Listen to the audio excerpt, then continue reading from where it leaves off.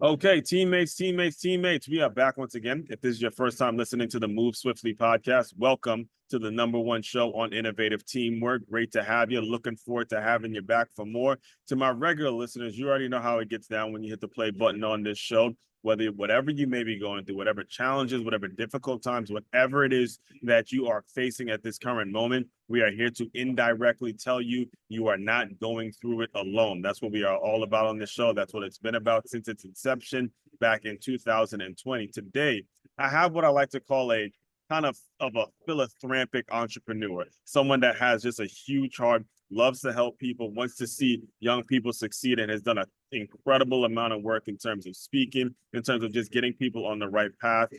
Founder, I believe it's Smarter Minds, correct? Correct. Founder of Smarter Minds, Mr. Bill Barnett. Welcome to the Move Swiftly podcast. How are you? It is good to be with you. I'm looking forward to talking with you.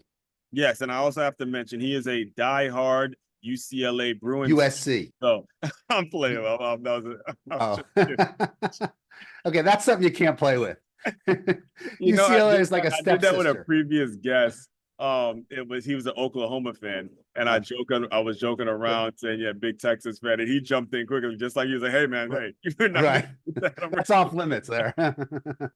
So, all that being said, man, like I said, you have a ton of things going on. You have spoken, you do a ton of work with schools, you have a book out and all that. So before we get into all of that, let's kind of go back to your background a little bit, because you, like I, was raised by an architect. My father is an architect as well. And I was listening, like I was telling you, I was listening to you on a previous show, and you give your parents a ton of credit for really raising you right and you're kind of putting you on the right path, which I personally, as a teacher, find that very gratifying to hear, because I know so many young people are not growing up in that situation, or fortunate enough to be in that situation. So I'll give you the microphone a little bit to kind of speak on that, and we'll go from there.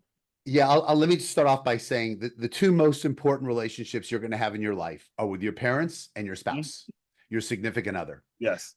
They shape your lives. There's somebody, because you love them and you trust them and you generally admire them, you listen to what they say. And my whole messaging and my career, everything has changed once I opened my ears to what other people were saying.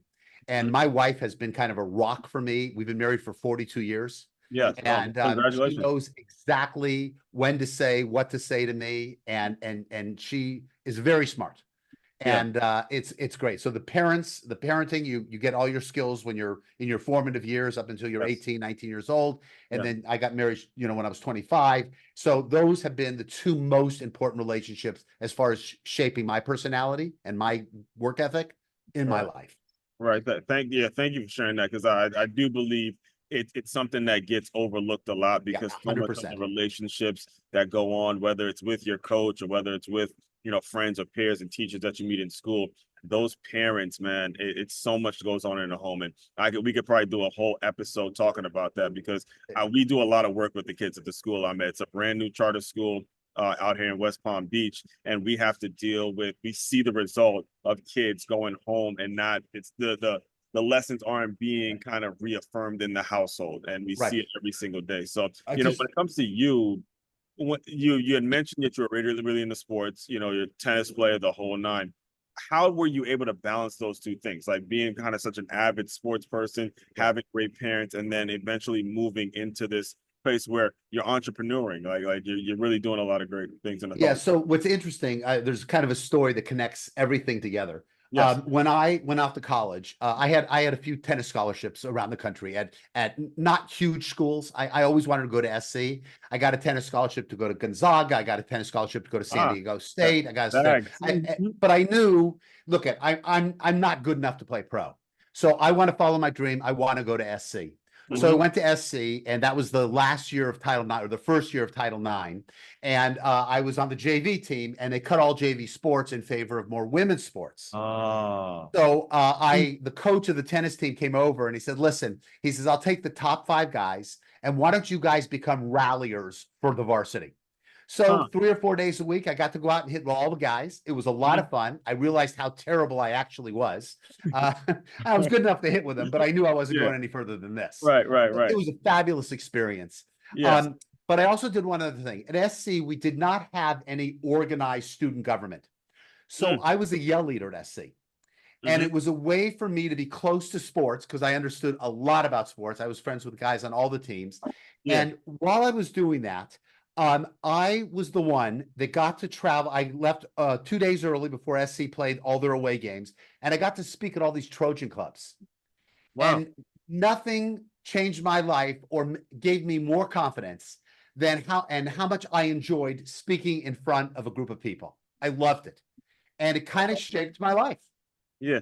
The thing is that's crazy about that is so many people run from public speaking. Yeah. You know, so many experiences, you hear so many stories of people, you know, look, I'd rather die than actually have to give a speech in public. And, you know, you were speaking about things that you were very passionate about and you felt connected to the university. And one of the stories that you actually did tell that I really want you to share here is someone noticed that and opened a door for you, an opportunity for you when they say, man, you got the gift of gab. In fact, on this show, there's an episode titled The Gift of Gab and how much it actually opens doors for you. So, you know, kind of speak on that a little bit. Yeah, that's exactly what happened. I mean, you could not have framed it any better. So I'm going we fly into Chicago for an SC Notre Dame game, and I'm on the train with all the Trojan alumni. And I happen to be sitting across the aisle from a very nice woman. She was, I don't know, 40, 45 years old. And we start talking and we strike up a conversation and we just became friendly quickly.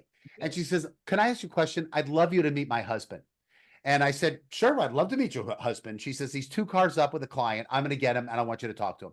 She brings him back. We start talking. He was impressed. He says, man, you have got the gift of gab. He says, you are 19 years old. He says, you speak like you're a 30-year-old.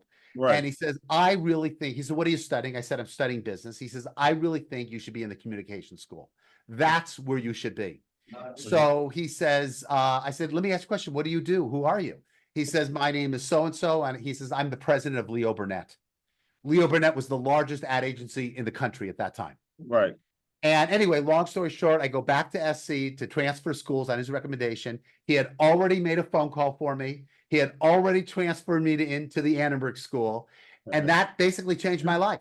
Yeah. And when I graduated a year later, a buddy of mine from high school, this goes to my networking and everything that I talk about. My friend said, hey, Bill, there's an opening here at Foot Cone & Belding, which was the large agency in LA. He says, would you be interested? He says, absolutely. It's exactly what I want to do. Anyway, that was my first job. So it goes from the train in Chicago to my first job at Foot Cone & Belding. Yeah, but the thing is, it makes me think of so many opportunities now because like I've mentioned throughout, you know, at least to start the show, you have been done a lot of things with college kids and you have spoken and, you know, helped a lot of classes. As you look back on it now, with the advent of social media, with how we communicate, where how people kind of stay behind their screen now, not necessarily developing their people skills. And even when it comes to advertising, you know, ad agencies have kind of moved to being online and stuff like that. What advice do you give young people that are really struggling to find jobs now? You know, I just actually had a conversation with a previous guest in terms of, you know, college kids with AI and, you know, with virtual stuff, it's hard for them to actually find jobs and use this skill or even see the value of having a skill of speaking and being a communicator and stuff like that. Right. Because of all the things you just mentioned, I'm going to play the opposite role. I'm going to tell you it's easier to get a job because all of that. And I'll tell you why. So few of these young people even think about standing out. It is so easy to stand out because so many kids are behind their computers. They're behind their phones. When they're walking down the street, they're on their phone. Look up and smile. I always tell people, if you smile at other people, you will open up doors. Exactly. Just smile. Yeah. Smile. Be friendly. Open up a door to a conversation. If you do this, you're already ahead of 80% of your competition that's looking for a job. Yes. The thing is, though, the teaching it, though, the element of teaching it. So for me, I got into public speaking because I knew I wanted to get into coaching. I was a trainer at the time. I just put my book out, and there was a sense there where it was time for me to actually speak on certain things. So I went to Toastmasters, and it was my initiative, and I learned a lot of different things. When you're speaking to, maybe, let's say it's a younger you, where say, I'm a business major, I'm just gonna make money. How do you communicate to that kid? Hey, you know, maybe do some minor courses in communication, maybe do some things in communication that is going to make it so you have certain skill sets that is going to, whatever it is you do, you go be a damn math major, it doesn't matter. The communication skill is something you're going to need. Yeah, if you can't sell, you will never be successful. There we And go. I'm not talking about selling computers, and I'm not selling about, selling software or anything like that. I'm talking about selling yourself. Yes. If you cannot sell yourself, I don't care how good you are in math. I don't care how good you are at anything. You will not be successful. Yes. And it starts with, and by the way, talking to you and looking at you, I can see you need to have confidence. Yeah. A person needs to have confidence. I'm not saying you have to be great in everything. God knows I'm not great in most things that I do, but I'm good enough to know when I'm not good in something. And I have no problem reaching out to people that are experts in the field, but it's because I have confidence in myself that I feel good about asking for help. And then I'm glad you brought that up, because there's a subtle difference, and for the listeners that you have to hear this, there's a difference between confidence and cockiness. Absolutely. Just like you, I recognize I wasn't going to be good enough to play in the NFL at around that age. Just like you saw, hey, look, these are some great talent, and you have to be humble enough to realize, okay, I can still affect the game. I can still do things in the sport that I love, that it's going to affect it in a different way. But look, I'm not part of that 1% that's going to go on and play pro. I'm all right with that. Now that comes with time. That comes with you kind of accepting. I'm not telling you to get over it overnight. Obviously, you put a ton of hours into it, but you do at some point have to get over it and move on to the rest of your life, so you know specifically what it is you want to do. And that actually leads me to the next thing I want to actually talk to you about is your business. Now you're speaking, you find this passion, and you have this skill. When it comes to the ad agency, how did you eventually start to develop into, what you're building now with Smart Minds and the book and all that good stuff? Yeah, so I'll give you that whole background. I just got to go back to one thing you said. You said you're not part of the 1%er. Guess what?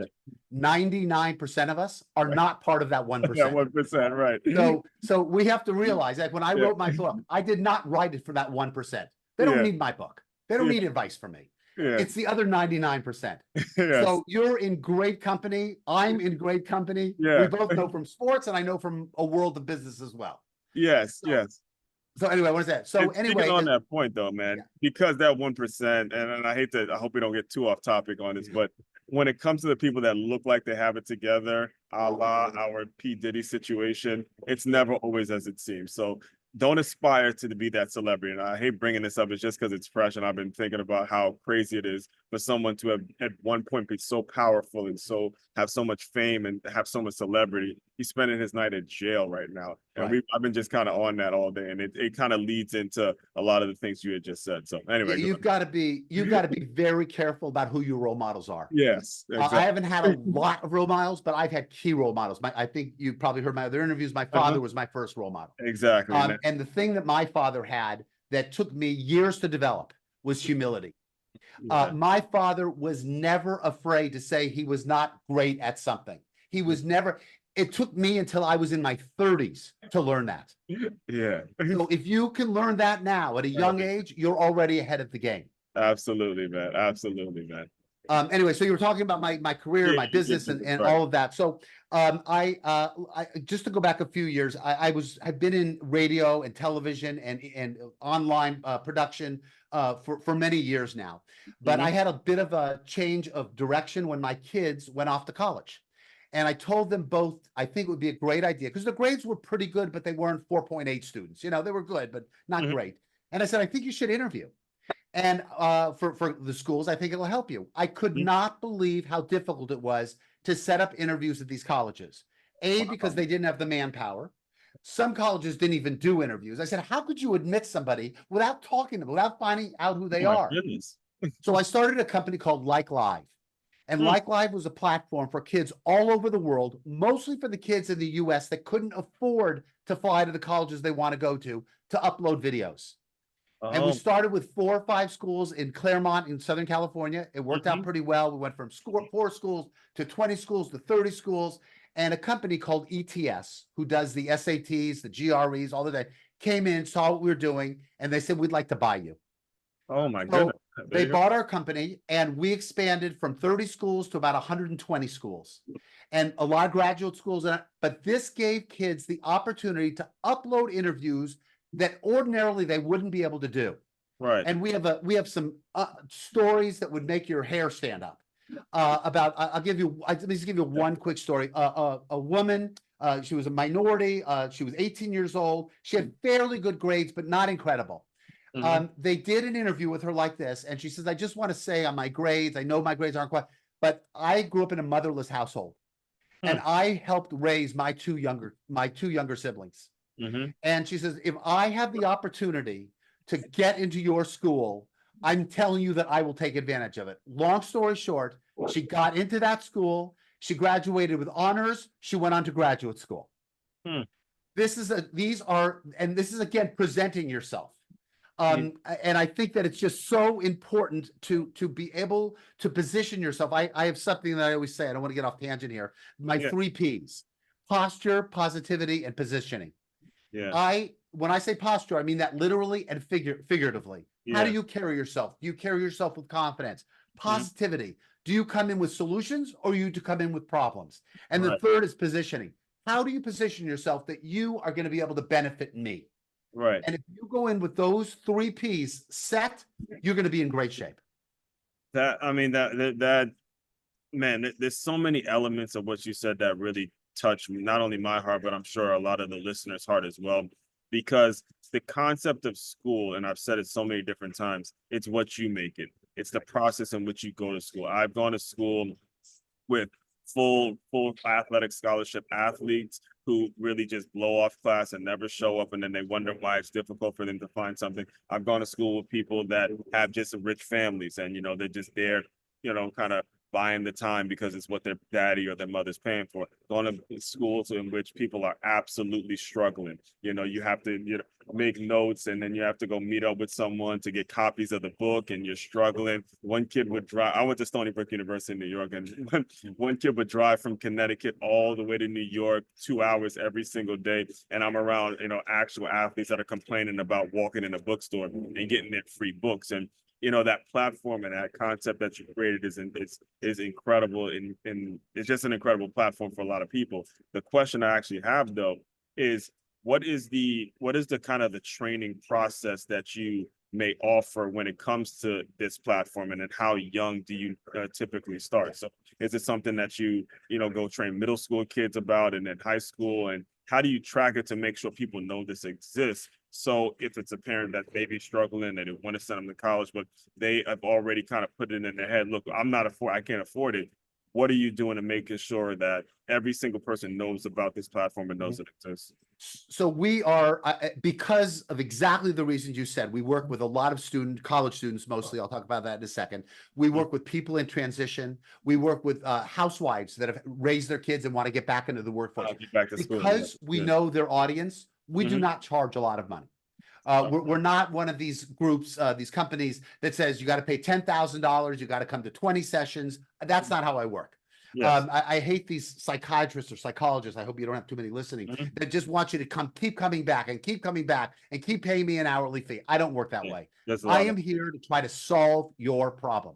And if I can do it in 2 sessions or 5 sessions, I want to do that. I don't want to drag you on forever because it's costing you money. And I want to make sure that I hit your problems. But mostly the people that I talk to are people in college and just graduating college. That's my sweet spot, because that's the time that the networking has to start. I always wanted to surround myself with good people. People say you are who you surround yourself with. And that's exactly right. And when I graduated college, I had and this was 40 years ago. I had an incredible network. I had people in my, we didn't have a it was a Rolodex at the time. It wasn't online, but I had people like, give us some context. What year were you at USC? I graduated in 79. Okay. Actually, one of a teacher I work with, when he graduated from SC2, I can't remember the year. I want to say it was around OJ Simpson. Yeah, that was before me. So OJ was 67. We won the national championship in 78, my last full year. And just for the record, I am a huge Reggie Bush fan too. So. Okay. Reggie's great. Love Reggie. I'm glad he's back. Probably gave him Heisman back, but about damn time. Yeah, he's a great guy. So anyway, that's who I work with, and that's who I feel. Sometimes I feel if I'm talking, I do have spoken to young kids. I worked a lot with veterans, so I spoke with a lot of their families. We had a program called Kidpreneur, and we used to help kids with what they should be concentrating on, what they should be thinking about if they're building a business. But mostly where I come into real full effect are people in college, and then kids that are in graduate school, and people that are graduating, that are starting their careers. I also have a big clientele of people that are in their 22 to 32 year age group that Right. have not really found themselves. They Yeah. thought this is what they want to do when they graduate. They're not happy with their job. They're not happy with what they're doing. I help a lot of them find out who they are. Yes. And that's important too, because I've always learned, and I've been to every single type of college and school that you can imagine. I started at a public school, went to a private Catholic school, got recruited there. Then I went to a small liberal arts school. Then I tore my ACL, went to a community college. Then I went to a big public university. Then I finished online. So in that time, I've met so many people that use school. Some go part-time while they work. Even my mother, who has an associate's degree, but she was able to get her CDL license and transportation and all that. So there's so many angles in which you can use the college game with that, when it comes to, and I do want to give you the opportunity to talk about your book a little bit, when it comes to actually nailing down curriculum and nailing down a specific way that people can work the college system, how does Smarter Minds, how does it speak to that? Because there's so many angles in which people can use to benefit from college. Right. Smarter Minds goes to what's important in college. Okay. You'll never hear me say anything bad about school. I loved my 4 years at SC. I absolutely loved them. But the thing that I loved most about them were how I grew up. I grew up in an much better emotionally. I became much more confident around people. And my friends today I still have about 20 or 30 friends from college that we are still close with. My wife always jokes, I haven't seen some of these guys for a couple of years. We get back together. It's like we were together yesterday. Yeah, that's the relation. And you probably have that same thing. Yeah. Guys, and we're in a fraternity. We can just get together, and it's like we've never, and nobody ever gets mad about anything. We just joke each other. We bust each other's, little bit. But that's what I got out of college. Yeah. I got out of college how to collaborate, how to work, how to get along with people. The other big thing I want to say that's so important is for people to try to become likable. It is so important because that's how you build your network. Are you somebody that I want to work with? Are you somebody that I want to grab a lunch with, during work, or grab a beer with after work? People don't think enough about, is he going to like me on a more of a social level? Obviously, you've got to be good at what you do. That goes without saying. But the other thing is, are you somebody that people want to work with? Are you somebody that people want to socialize with? Right. That has opened up all my doors. I gave a quick example in my books that talks about, I had 3 big exits within about a 3-year period. One is my Like Live, I sold that company. The other is that my dad got me involved with some real estate when I was younger, and I had him for about 35, 40 years, and we did very well. We got monthly checks. We decided to sell those buildings, and we had a bit of a windfall from that. And the third was a buddy of mine had a motor vehicle software new idea. I got to tell you, I know zero about motor vehicle software, zero. But I was friends with him and I trusted him. And we sold that company. So I had 3 successful exits within about 3 years. 2 of them, I didn't lose any sleep over. I trusted the people. One, I had a lot of sleepless nights over. People know me for my Like Live. They don't know me for my other stuff. But you can be very successful based on your relationships alone. So given everything that's going on now with AI, with just the way the world is moving, and the direction that the world is moving, what would you say is next for your business? What's your next phase? Because regardless, and I just have to make sure I mention this as well, regardless of artificial intelligence, it's not going to stop you from needing to build relationships, guys. It's not going to stop you from everything we're talking about, these people skills, these being likable, these making sure you're looking people in the eye, making sure you're not wasting people's time. Artificial intelligence is not going to just do the work for you. It's not going to happen. All right. You still have to do these things. What would you say is your next phase, and how you want to build your business and stuff like that? Well, the first thing people need to realize, they say, well, what do you think about change? And I say, you know what? I don't think change is good or bad, but it is inevitable. And you need to be able to go and know that these things are going to change. Things are going to change. And that's one of the most important thing about going back to the networking. That's the single most important thing about networking, because as we get older, I can tell you, my kids are much better on the computer than I am. I have a young person working for me now. I got to tell you, if I have to do anything past the A, B's, and C's, I have to call them in here. But you know what makes I'm laughing me because I had a call earlier and somebody was about to ask me a technology question and I'm getting scared. I'm like, look, man, I might be good on, he was a former guy, I might be good on the mic with the hosting and all that, but you get me on these Gmail apps and all that stuff, I might freeze up on you. So yeah, I have but my what's so important, out. what's so important about that is I know who to pick up the phone and call. Yeah. So if you have these personal relationships, and I get stuck all the time on things, I've got to tell you, I'm bad at more things than I'm good at. Right. But I've got to tell you, I can pick up the phone or go to my phone and say, listen, I'm having a problem with this. Can you get over here and fix it? Or can you do it remotely? And that's why personal relationships are so important, because time is going to change. There's going to be things 10 years from now that we never even had an idea. But if you get the people that are ahead of the curve that know how to deal with these things, you're golden. Yes, and that's huge, man. That's huge. So the you win in life with people, and I'll kind of close this out with another sports analogy. One of the greatest coaches of all time, Pat Summitt, the late Pat Summitt, former late ball coach, would always say, you win in life with people. You can go back and look at every single speech he's ever given. You win in life with people, and go look at what she's built. And it still holds true today, because there will be some difference. There will be a change. Like you just said, it is inevitable, guys. We have, I mean, I teach at the school named the Center for Creative Education, and we have the kids making up their own city. I have a kid said we're going to have flying cars. And I'm looking, I'm like, that's not even that far off, because we have cars that are all electric and flying cars now. We can do away with airports and all that kind of stuff. So all that being said, man, I do want to be very respectful of your time. Can you just tell people how they can get in touch with you if they want to work with you? Got to go ahead and put all that stuff out there, man. Yeah. So my book is Smarter Minds. It's on Amazon. You can find it anywhere. It's available in all formats. And just if you're interested in my consultation, working with me, just go to my website, smartermindsnetwork.com. smartermindsnetwork.com, and you can find everything on there. My social media, everything is on there. Got it. So the way I close out all the shows, Bill, is I want you to use your imagination a little bit. You are back to being that wide-eyed freshman kid at USC. You kind of think you're going to be maybe playing tennis. You don't know what's going to be going on. And I don't know if you knew you were going to be a public speaker then, but, pretend that freshman has come into the Zoom room. Give that young man some words of encouragement, and we'll officially close. Yeah, I would say the most important thing I could say is, no matter what you think of yourself now, always have humility. Always know that there's going to be somebody better and smarter and faster and stronger than you. And if you have humility, you will have a much better path to success.